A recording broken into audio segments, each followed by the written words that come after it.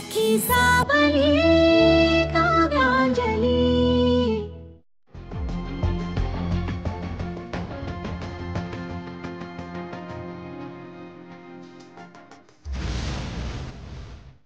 मॅमची fees यांची blood taste पण करायची आहे।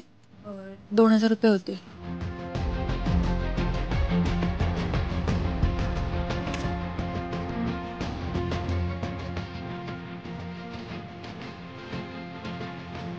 विश्वजीत प्रभुदेसाई, बाळाचे वडील हेच का?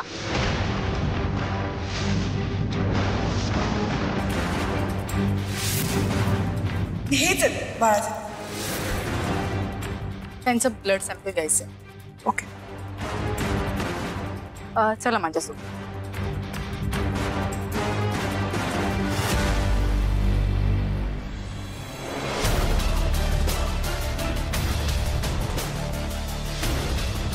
श्रेष्ठाला होणारं बाळ ह्या माणसाचं आहे? म्हणजे श्रेष्ठाने विश्वजितला जे सांगितलं होतं ते सगळं खोटं होतं। त्या दोघांमध्ये तसं काही घडलंच नाही। श्रेष्ठा एवढे दिवस यांना फसवून ब्लॅकमेल करत राहिले। अरे देवा, आणि आम्हा कुणाला नुसता संशय सुद्धा आला नाही। किती भयंकर आहे हे। नाही विश्वजीत, तुमची खूप मोठी फसवणूक झाली। तुम्हाला कळायला हवं हे। हो, आता ताबडतोब तुम्हाला हे समजायला हवं।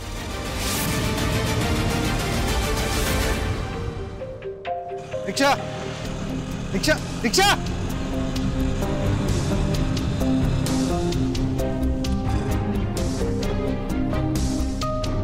प्राची, डॅडू कशी आहेस बाळा? तू इथे काय करतोयस? तू ऑफिसच्या कामासाठी पुण्यातच राहतोस ना? हो, म्हणजे मी एका कामानिमित्त इथे आलो। मग तू घरी ये ना। नाही बाळा, घरी नाही, मी नंतर कधीतरी येईन तेव्हा घरी येतो। ओके, नमस्कार। अरे विशू, तू इकडे कधी आलास? अरे हल्ली कामाच्या निमित्ताने बाहेर गावी असतो असं म्हणायला होतास ना तू? काव्याला माहितीये का तू आल्याचं? अरे मग आलास, मग घरी का नाही येत? नाही, मी एका मीटिंग साठी इथे आलोय, आजच परत जातोय पुण्याला। हो का? बरं। अरे काव्या सुद्धा डबे पोचवण्यासाठी बाहेर गेलीये। ओके। आणि निरंजन रावी बिझी आहेत। मी मार्केटला जाणारच होते, म्हटलं येता येता प्राचीला घ्यावं। Thank you so much. डॅडू, तो बघ गोळावाला। मी खूप दिवसात गोळा नाही खाल्लाय, मला गोळा घेऊन दे ना प्लीज।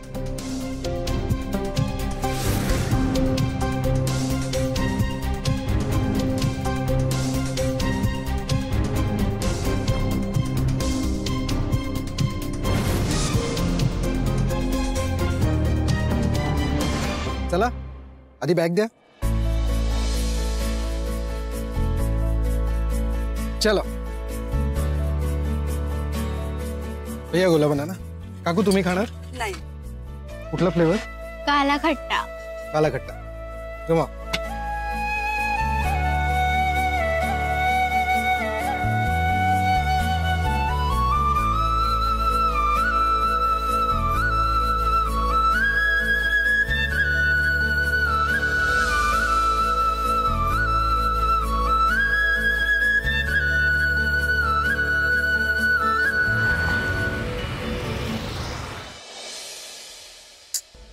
उनका उचलत नहीं है।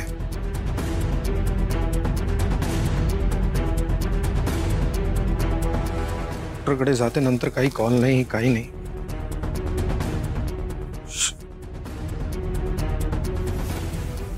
कॉम्प्लिकेशन्स तर नसतील? फोन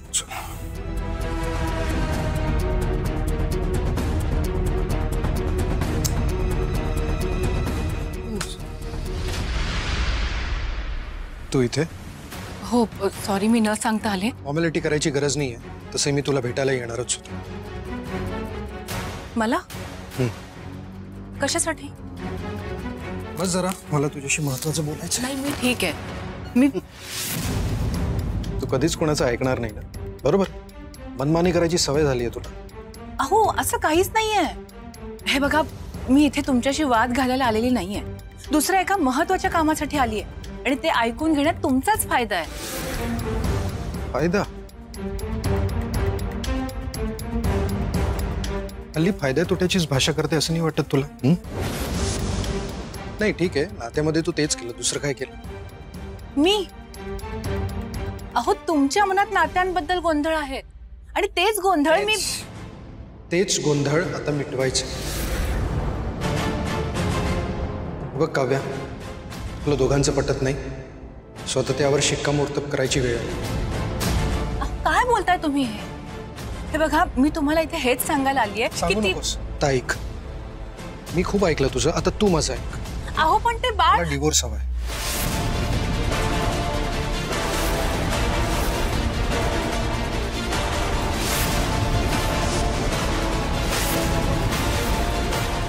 मला आता तुझ्यापासून वेगळं व्हायचं.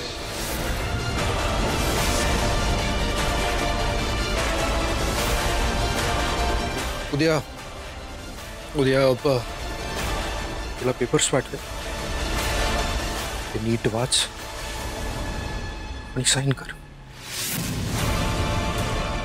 बाकीचं मी बघतो, तुला काही त्रास होणार नाही.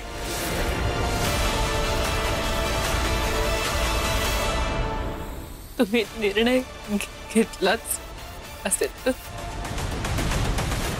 मीही तुमच्या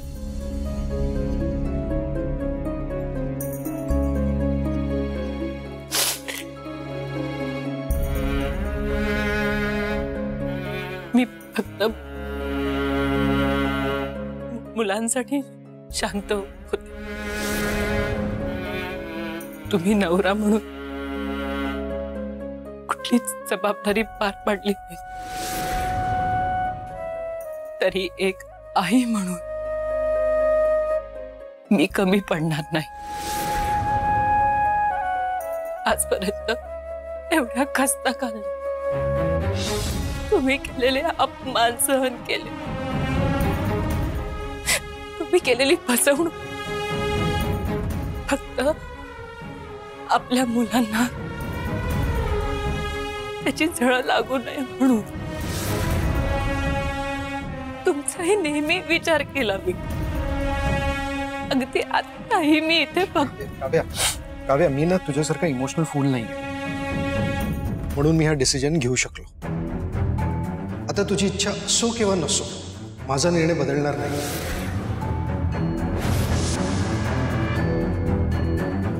ठीक आहे, नका बदलू. डिवोर्स हवाय ना तुम्हाला? देईन, माझी कुठलीही अट नसेल. आणि तुम्हाला मुलांना भेटण्यापासून सुद्धा अडवणार नाही. जसे आज भेटला तसे पुढेही भेटू शकतो. माझी मुलं माझ्यापासून काहीही लपवत नाही. मला प्राचीने सगळं फोन करून सांगितलं. फक्त एक करा, हे जे तुमचं दुसरं आयुष्य सुरू आहे ना, ते मुलांसमोर येणार नाही. त्याबद्दल त्यांना प्रश्न पडणार नाही याची काळजी घ्या. प्राचीचा खूप जीव आहे तुमच्या. तिला जर हे सगळं कळलं आणि तिने तुम्हाला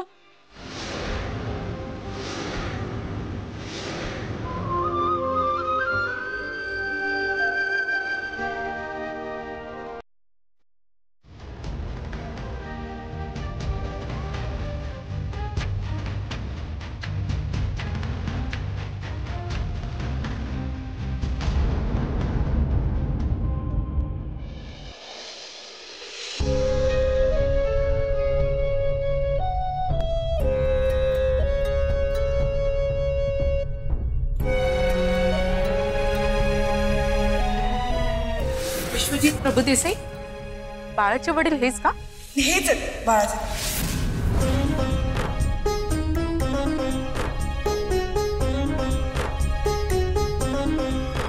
विश्वजितना हे सत्य समजायलाच हवं होतं. त्यांची फसवणूक होतीये हे सांगायला हवं होतं मी त्यांना, पण मला आता तुझ्यापासून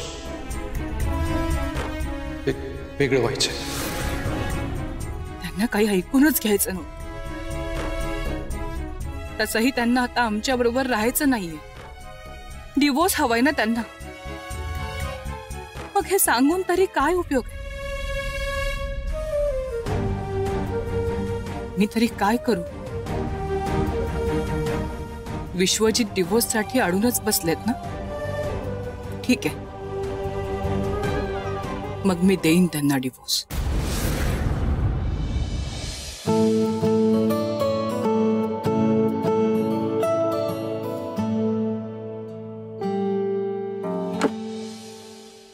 नहीं यार, जाऊ दे, आज काय लक्ष लागत नाही.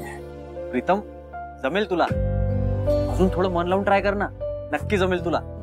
जाऊ दे, आज काय इन्स्पिरेशन मिळत नाही मला वाचवायला. इन्स्पिरेशन? आता इन्स्पायर्ड होशील, थांब. काय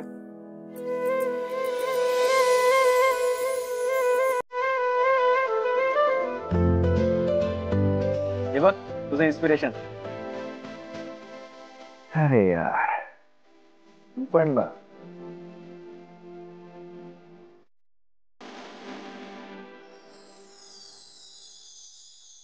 आता जमेल काय ते.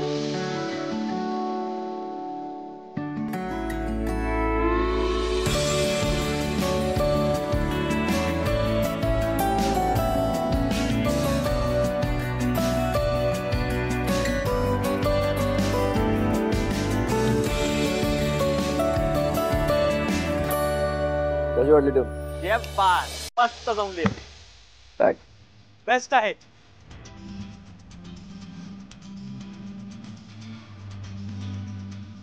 प्रीतम सर, हे गाणं सुपरहिट होणार.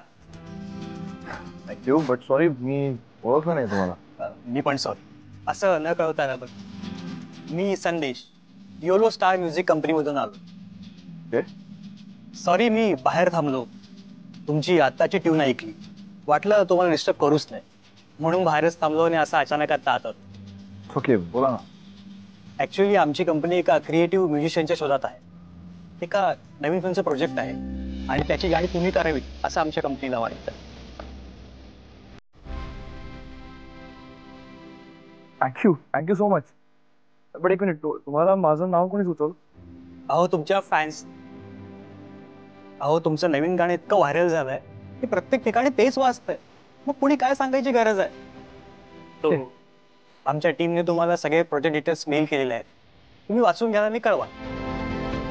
ओके, थँक्यू, खरंच थँक्यू सो मच. तुम्ही प्लीज बसा, चहा कॉफी काहीतरी तर घ्या. थँक्यू. आता खरंच मला चहा कॉफी काही नको. आपण डायरेक्ट भेटूयात म्युझिक लॉन्च सेलिब्रेशन पार्टीला. थँक्यू.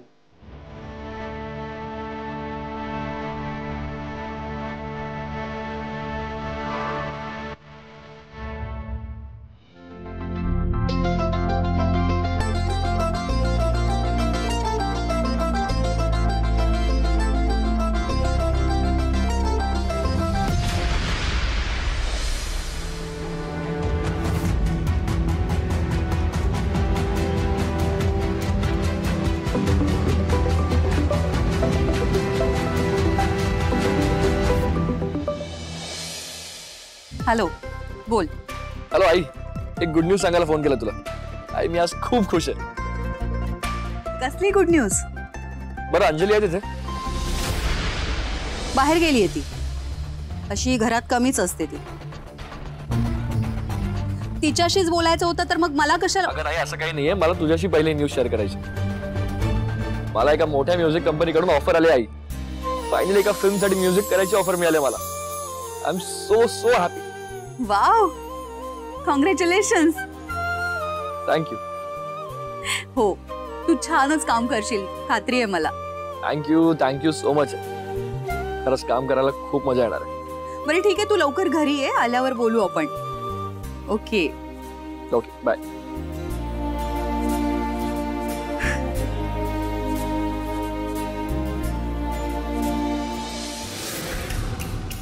विश्वजितने माझ्याकडे घटस्फोट मागितला आणि आणि मी तयार झाले त्यासाठी. पण त्याचे पुढे जे काही परिणाम होणार आहेत त्याची तयारी आहे का माझी?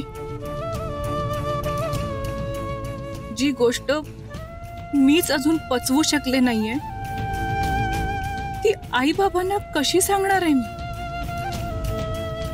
कशी तोंड देणार आहे त्यांच्या प्रश्नांना?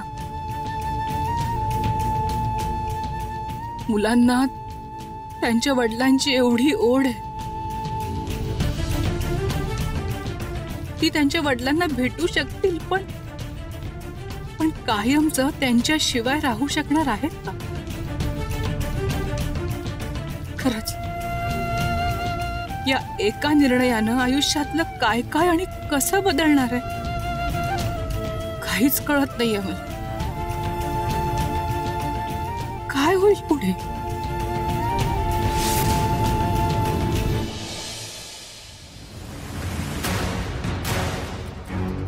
सकाळपासून अक्काईला फोन करते, ती फोन का उचलत नाहीये? काय झालं असेल? कितीही बिझी असली तरी निदान कॉल बॅक करते, मेसेज तरी करते. पण आता तर संध्याकाळपासून माझा डोळा फडफडतोय. काय झालं असेल मला काहीच कळत नाही. खूप अस्वस्थ वाटतंय.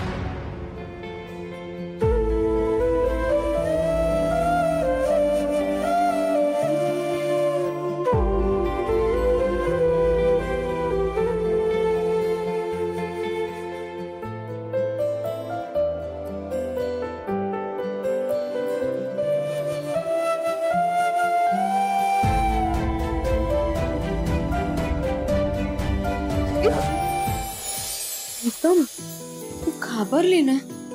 सॉरी. कशासाठी? कशासाठी? कारण एक गुड न्यूज आहे. मला योलो स्टार म्युझिक कंपनीकडनं कॉल आला होता. त्यांना हवं आहे की मी त्यांच्यासाठी म्युझिक करावं. किती आनंदाची बातमी दिली आहेस. आहे ना. कॉंग्रॅच्युलेशन. थँक्यू. मी खरंच आज खूप खुश आहे अंजली. तू मावशींना सांगितलंस का?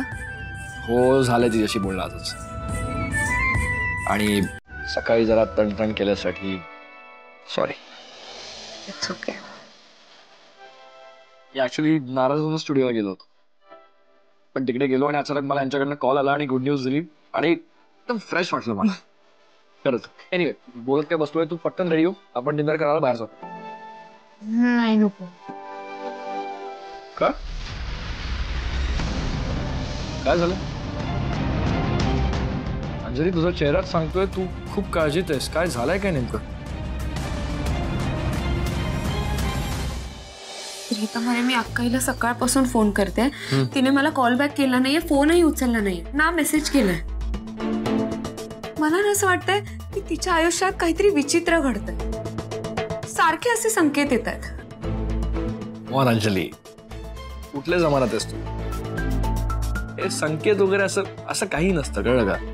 हो. अरे पण एक काम कर ना, तुला अक्काईची काळजी आहे ना, उद्या जाऊन भेट तिला. सिंपल. मी एवढी छान गुड न्यूज दिली, चॉकलेट्स आणले तुझ्यासाठी, त्यासाठी मला एक छोटीशी का होईना पण स्माइल तर मिळू शकते ना. नुसती स्माइल नाही, तुझ्यासाठी एक कडक कॉफी बनवून आण.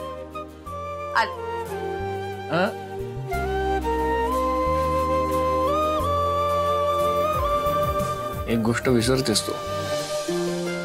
असं जाऊ नाही देऊ शकत मी तुला. तरी बाकी आहे अंजली.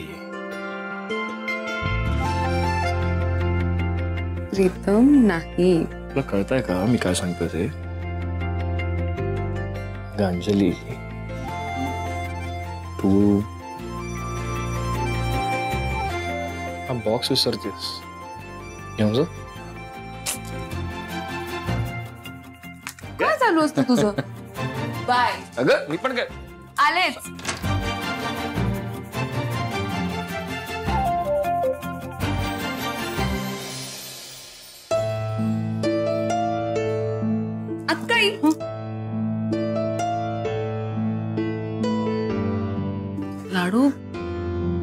हो अशी अचानक? काही माझं ना कशात मनच लागत नव्हतं. सारखं असं अस्वस्थ वाटत होतं, तुला भेटावं असं वाटत होतं, म्हणून मी आले. बरं, काका काकू कुठे आहेत? मंदिरात गेलेत ते बाहेर. एक मिनिट, मी तुझ्यासाठी काहीतरी खायला आणते.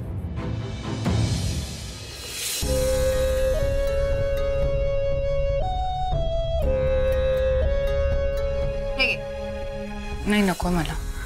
टेस्ट तरी कर ना. लाडू नकोय म्हटलं ना.